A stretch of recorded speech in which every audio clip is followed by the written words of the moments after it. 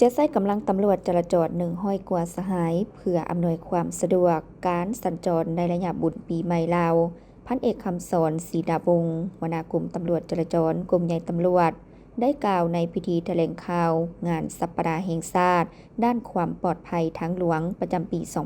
2025 ภายใต้คำขวัญกระทรวงป้องกันความสงบถนนเพื่อชีวิตขับรถซ่าชีวิตยืนยาวในวันที่29 มีนาคม 2025 นี้ว่าณระยะเฉลิมฉลองบุญปีใหม่ลาวปีมะโรงพศ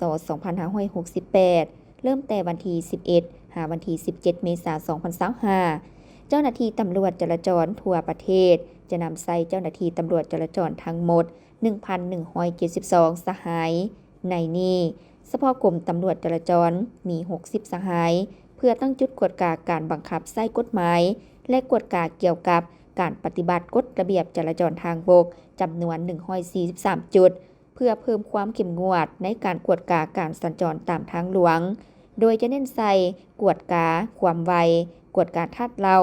การใส่หมวกกันกระทบของผู้ขับขี่และผู้ซ้อนท้ายอยู่ตามเส้นทางหลวงแห่งชาติทางหลวงของแขวงทางหลวงของเมืองและทางหลวงในตัวเมืองเพื่อให้ปัญหาที่ว่าการเฉลิมฉลองปีใหม่ในพ.ศ. 2568 นี้ให้มีความสงบมีความปลอดภัยมีบรรยากาศเบิกบานมวลซื่นหรือว่าปราศจากได้ต่อผลเสียหายทางด้านชีวิตทรัพย์สินที่เกิดจากการจราจรทางบกนี้กรมตำรวจจราจรพวกเราก็ได้มีแผนการต้นโตแม่นได้ออกแจ้งการมายังพ่อแม่ประชาชนพนักงานทหารตำรวจและผู้ใช้รถใช้ถนนส่วนปัญหาแจ้งการละเอียดเป็นพวกเราได้ส่งให้ทางกำลังจราจรแข่งเพื่อส่งให้ทางสื่อต่างๆ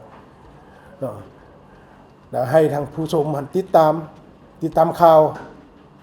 ในนั้นก็เป็นได้ออกเฟซบุ๊ก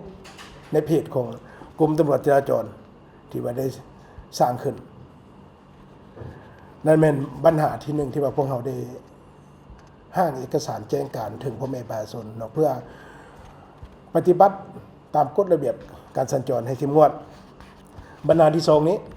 ก็ได้มีเอกสารแนะนำให้ตำรวจจราจรแต่ละแขวงทางนครหลวงทางเขตพิเศษปกสเขตพิเศษสำเหลี่ยมคำคุณครัววางแผนจะตั้งกำลังเฮ็ดหน้าที่กวดกาบังคับใช้กฎหมายอยู่ตามเส้นทางหลวงเส้นทางหลวงของแขวงเส้นทางเมืองหลวงของเมืองอยู่ในนี้มีจำนวน 1,172 สหายเฉพาะกรมจราจรมันมี 60 สหายในนั้นท่านจะตั้งจุดกวดกาอยู่บรรดาเส้นทางต่างๆ 143 จุดเฉพาะกรมจราจรมันมีอยู่ 4 จุดนั่นเป็นแผนการเคลื่อนไหวที่ว่าทางเบื้องกรมเดี๋ยวก็พร้อมทางท้องถิ่นจะได้เคลื่อนไหวในการกวดกาบังคับใช้กฎหมายการนำใช้พาหนะที่สัญจรไปมาตามท้องถนนในนี้หรือว่าในปีใหม่ปีนี้ทางเบื้องกรมเนี่ยในนามส่วนตัวก็เรียกร้องมายังบรรดาท่านผู้ใช้รถใช้ถนนจงปฏิบัติกฎระเบียบการสัญจรอย่างเข้มงวดโดยเฉพาะแม่นแจ้งการที่ทางกรมจราจรได้ออกไปได้เผยแพร่ตามสื่อสังคมออนไลน์แล้วก็ให้ปฏิบัติตามแจ้งการคำแนะนำของอำนาจการปกครองท้องถิ่นอย่างเข้มงวด